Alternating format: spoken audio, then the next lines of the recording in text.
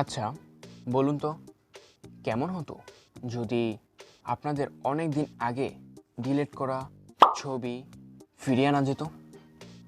হ্যাঁ, কথা বলবো আজকের এই ছোট্ট ভিডিওতে যে আপনারা কিভাবে আপনাদের অনেক দিন আগের ডিলিট করা ছবি এবং ফিরিয়ে নিয়ে আসতে পারেন। আসসালামু আলাইকুম। ডিলিট করা ছবি বা আনার জন্য আপনাদের একটি অ্যাপসের প্রয়োজন হবে। অ্যাপসটার জন্য আপনারা সরাসরি চলে যাবেন গুগল প্লে স্টোরে। গুগল প্লে স্টোরে গিয়ে সার্চ অপশানে লিখবেন ডিক্স ডিক্স ডিগার DIGGER ডিক্স ডিগার লিখে আপনারা এখান থেকে সার্চ করে দেবেন। সার্চ করলে প্রথম যে অ্যাপসটা আসবে ওই অ্যাপসটাই আপনারা এখান থেকে ইনস্টল করে নেবেন।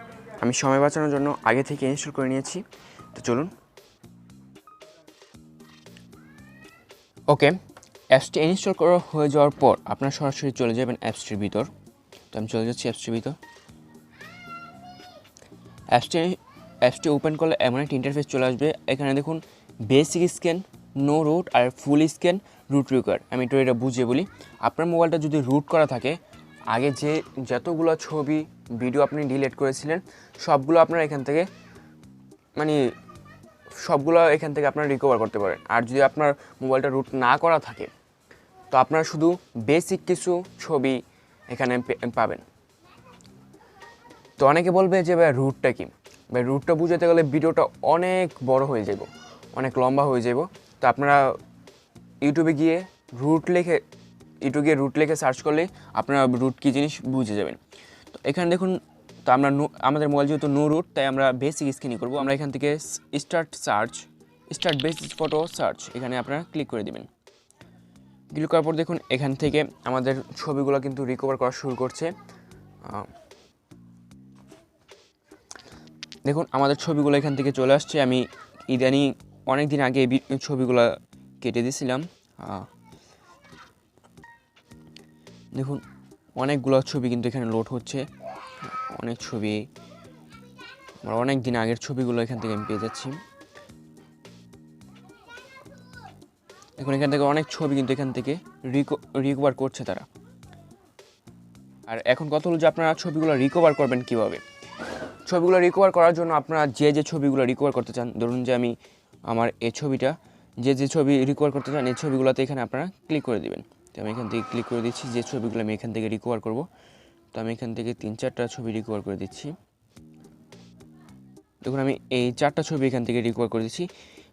আপনার ছবি সিলেক্ট করা হয়ে যাওয়ার পর আপনারা দেখুন নিচে একটি অপশন আছে রিকভার, এই অপশনটিতে আপনারা ক্লিক করে দেবেন।